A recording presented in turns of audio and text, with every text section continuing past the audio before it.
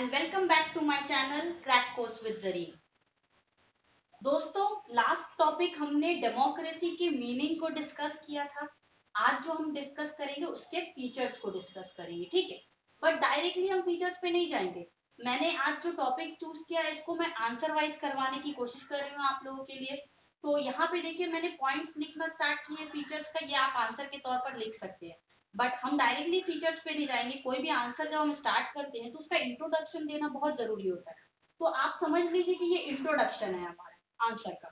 उसके बाद हम फीचर्स को पढ़ने की कोशिश करेंगे, ठीक है। तो सबसे पहले हम इंट्रोडक्शन में देख लेते हैं डेमोक्रेसी का क्या लिखा है। इंट्रोडक्शन में बोल रहे हैं कि मिल बोल रहे हैं डेमोक्रेसी के बारे में कि डेमोक्रेसी जो है वो उसका मतलब ही है कि जनता जो है वो पार्टिसिपेट करेगी हमारे गवर्नमेंट में, ठीक है, क्योंकि जनता के हाथ में सॉवरेन पावर होती है। दूसरा देख लीजिए, यहाँ पे वही बात को रिपीट हो रहा है कि डेमोक्रेसी में जो पावर है वो lies in the hand of the people, यानी कि जनता के हाथ में वो पावर होती है डेमोक्रेटिक गवर्नमेंट में। नेक्स्ट जो है वो मैंने लास्ट क्लास में आप लोगों को मीनिंग बताते वक्त ये बताया था दोस्तों कि डेमोक्रेसी आज के टाइम में जस्ट एक गवर्नमेंटल सिस्टम नहीं रही है, बल्कि एक सोशल सिस्टम की तरह उभर रही है, ठीक है। तो आज एक समाजी व्यवस्था भी हो गई है हमारी डेमोक्रेसी। किस तरीके से, जब हम समझते, मान लेते एग्जाम्पल के तौर पर अगर मैं आपको बोलूं कि हम किसी एक कंट्री में घूमने जाते हैं, ठीक है, और उस कंट्री में हम सोचते हैं कि ये इस कंट्री में कौन सी गवर्नमेंटल सिस्टम है। अगर मान लेते हैं हम डेमोक्रेसी है, तो इमेजिन क्या करेंगे, अच्छा इस कंट्री में डेमोक्रेसी है तो मतलब इस कंट्री में जस्टिस जरूर मिलेगा हमें, ठीक है, इस कंट्री में इंडिविजुअल को लिबर्टी जरूर होगी। तो इस तरीके से एक समाजी व्यवस्था कायम हो जाती है जब हम डेमोक्रेसी के बारे में बात करते हैं। So introduction is complete. अब आते हैं फीचर्स के ऊपर। फीचर्स देख लीजिए, मैंने पॉइंट वाइज लिखे हैं, आप आंसर में इस तरीके से पॉइंट वाइज लिख सकते हैं। अब सबसे पहला पॉइंट क्या है हमारे फीचर्स का, democracy is the government of the people, by the people and for the people, ठीक है। तो डेमोक्रेसी जो है वो कैसी गवर्नमेंट है, वो जनता की गवर्नमेंट है, ठीक है, जनता के जरिया बनाई गई है और जनता के लिए बनाई गई है। अब मैं आपको इसको एक एग्जांपल के द्वारा समझाने की कोशिश करती हूँ। देखिए, डेमोक्रेसी जो गवर्नमेंट है वहां पर ही जो पावर में लोग आते हैं, ठीक है, लाइक फॉर एग्जांपल एमपीज आते हैं ना पावर में, एमएलए पावर में आते हैं, प्राइम मिनिस्टर पावर में आते हैं।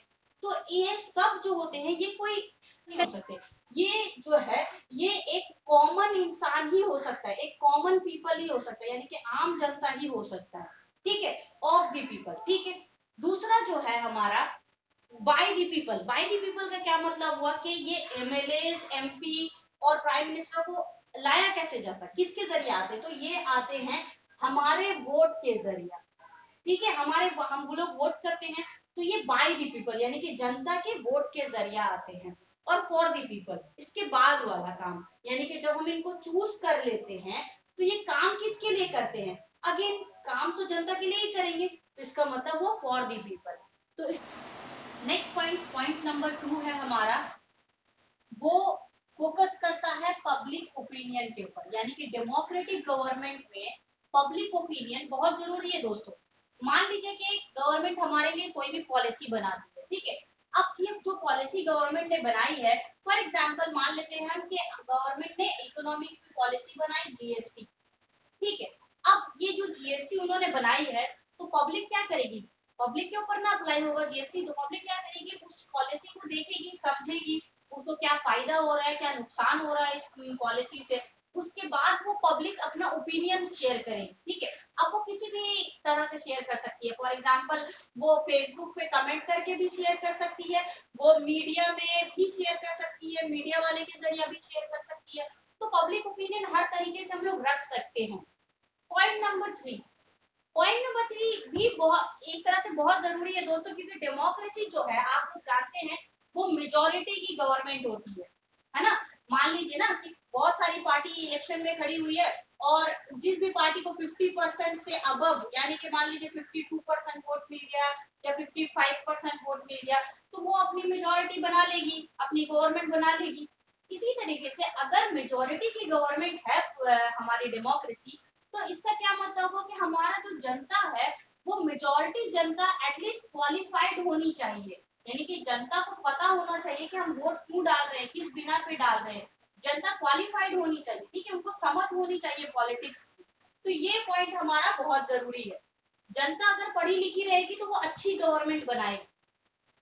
पॉइंट नंबर 4, पॉइंट नंबर 4 जो है हमारा, वो डेमोक्रेसी, जनता के डेमोक्रेसी में जो सॉवरेनिटी होती है वो जनता के हाथ में होती है, ठीक है।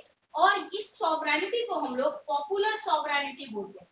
पॉपुलर सॉवरेनिटी दोस्तों एक अलग से बड़ा टॉपिक है। फिलहाल आप इतना समझ लीजिए, जहां पर जनता के पास सॉवरेनिटी होती है उसको हम लोग पॉपुलर सॉवरेनिटी बोलते हैं। इसके लिए मैं अलग से भी वीडियो बना दूंगी पॉपुलर सॉवरेनिटी के ऊपर। Next question, sorry next point, point number 5, welfare of the people. Democracy में ये बहुत जरूरी है। गवर्नमेंट जितना भी बनाई जाती है उसका एम क्या होता है, ऑब्जेक्टिव क्या होता है, कि वो जनता की भलाई के लिए काम करे। इसको और अच्छे से समझने के लिए आप एक एग्जांपल ले लीजिए। मान लीजिए कि गवर्नमेंट जो है वो सरकारी अस्पताल बनाती है, ठीक है, वहां पे दवाइयों की सप्लाई करती है। तो वो क्या काम करती है, वो वेलफेयर ऑफ द पीपल यानी कि जनता की भलाई के लिए काम कर रही है, ठीक है। इसका और प्रिंसिपल क्या है, डेमोक्रेसी का जो प्रिंसिपल है वो है इक्वालिटी लाना। इसका मकसद है इक्वालिटी लाना। किस तरीके से, सामाजिक इक्वालिटी, इकोनॉमिक इक्वालिटी, या तो फिर पॉलिटिकल इक्वालिटी। तो मान लीजिए हमारी गवर्नमेंट कोई भी एक रूल बना रही है जिससे वो क्या करने की कोशिश करे, समाज में इक्वालिटी लाने की कोशिश करे। फॉर एग्जांपल अगर एक ऐसा कानून बनाया जा रहा है जिसमें मेन एंड वुमेन को एक तरह का दर्जा दिया जाएगा, तो ये कैसा कोशिश हुआ, ये सामाजिक इक्वालिटी लाने की कोशिश हुई। अब मान लीजिए इकोनॉमिक, इकोनॉमिक में चलिए जीएसटी वाला एग्जांपल लेते हैं। तो अगर मैंने ये पेन खरीदा है, इसका 1 रुपया मुझे भरना पड़ रहा है, तो किसी अमीर खरीदेगा तो उसको भी 1 रुपया ही भरना पड़ेगा। तो ये कैसा इक्वालिटी लाना हुआ, इकोनॉमिक इक्वालिटी लाना हुआ, ठीक है। और पॉलिटिकल इक्वालिटी तो हम लोग जानते ही है कि किसी कास्ट या रिलीजन के बिना पे छोड़ के भी हम लोगों को वोट देने का हक बराबर का होता है। तो इस तरीके से पॉलिटिकल इक्वालिटी लाई जाती है डेमोक्रेसी में। सो पॉइंट नंबर 6 क्या है, देख लेते हैं। पॉइंट नंबर 6 में बोल रहे हैं कि डेमोक्रेसी में डिफरेंट आइडियाज को प्रमोशन मिलती है, ठीक है। यानी कि एक आइडियाज डोमिनेट नहीं करती है, तरह तरह की आइडियाज जो है वो डेमोक्रेसी में देखी जाती है, सुनी जाती है। अब इसको एक एग्जांपल के द्वारा अगर मैं आपको समझाऊं, तो आप लोगों ने न्यूज चैनल में बहुत सारा डिस्कशन या डिबेट देखा होगा, लोकसभा राज्यसभा का, है ना। तो वो डिस्कशन या डिबेट क्यों करते हैं, ताकि वो डिफरेंट आइडियाज को प्रमोट कर सके।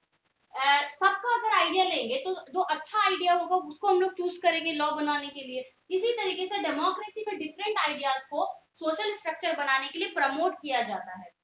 पॉइंट नंबर 7, यहाँ पे क्योंकि इंडिया का अगर मैं पर्टिकुलरली बात करूं दोस्तों, तो इंडिया में मल्टी पार्टी सिस्टम है, ठीक है। यानी कि इंडिया में एक पार्टी नहीं है बल्कि मल्टीपल पार्टी सिस्टम है। तो जब ज्यादा पार्टियां होती है तो लड़ाई झगड़े का भी ज्यादा डर होता है, यानी कि एक पार्टी दूसरे पार्टी से कॉन्फ्लिक्ट करना स्टार्ट कर देगी। लेकिन ऐसा नहीं होना चाहिए डेमोक्रेसी में। डेमोक्रेसी में चाहिए कि डिफरेंट पार्टीज तो हो, पर उनके दरमियान में बहुत ही हेल्दी रिलेशन हो, बहुत ही हेल्दी कंपटीशन वो लोग अपनाएं, ठीक है। ताकि जनता को भी समझने में आसानी हो कि कौन सी पार्टी का क्या आइडियलिज्म है, क्या एम है। और अगर वो लड़ाई झगड़ा नहीं करेंगे तो जनता जो है वो आराम से अपने अपने पार्टी को जज कर पाएंगे। अब कंक्लूजन के तौर पर आ जाते हैं। मैं कंक्लूजन यहाँ पे क्यों बोल रही हूँ, क्योंकि मैंने आज जो टॉपिक चूज किया उसको मैंने एज एन आंसर आप लोगों के लिए बनाया है। तो जब हम आंसर लिखते हैं, जैसे स्टार्टिंग में मैंने आपको बोला था इंट्रोडक्शन देना जरूरी है, वैसे जब हम आंसर लिखते हैं तो हमें कंक्लूजन देना भी बहुत जरूरी होता है। तो कंक्लूजन में हम लोग देख लेते हैं क्या बोलने की कोशिश कर रहे हैं। डेमोक्रेसी जो है वो एक एटमोस्फियर क्रिएट करता है। कैसा एटमोस्फियर, वो एक पीसफुल एटमोस्फियर क्रिएट करता है, जहां पे कंपटीशन है, जहां पे डिस्कशन है और कॉम्प्रोमाइजेस किए जाते हैं। लेकिन भले ही ये सारी चीजें की जा रही हो, डिस्कशन किया जा रहा हो, कंपटीशन किया जा रहा हो, लेकिन कॉन्फ्लिक्ट नहीं क्रिएट किया जाता है। साथ ही साथ देखिए वायलेंस नहीं किया जाता है डेमोक्रेसी में। नॉर्मली अगर आप सोचोगे कि ऐसा तो नहीं है, गलत बात है, वायलेंस तो हमें देखने को मिलता ही है, ये तो सही है, लेकिन डेमोक्रेसी नहीं बोल रहा है वायलेंस करने। डेमोक्रेसी बोल रहा है पीसफुल एटमोस्फियर क्रिएट करने। अब वायलेंस तो हमारे एमपीज एमएलए करते हैं ना, वो तो हमारी गलती है, पर गवर्नमेंटल सिस्टम में कोई गलती नहीं। गवर्नमेंटल सिस्टम परफेक्ट है, वो शांति से रहने बोल रहा है, वो कंपटीशन करने को बोल रहा है। आई होप डेमोक्रेसी का जो फीचर है एज एन आंसर आप लोग को बहुत अच्छे से क्लियर हो गया होगा। अगर कॉपी कर लीजिएगा तो और अच्छे से आपका आंसर बन जाएगा। Don't forget to like share and subscribe to my channel so that अच्छे अच्छे टॉपिक्स मैं लेकर आऊंगी पॉलिटिकल साइंस से रिलेटेड, और इस तरीके से आंसर वाइज भी लेकर आऊंगी। So thank you so much.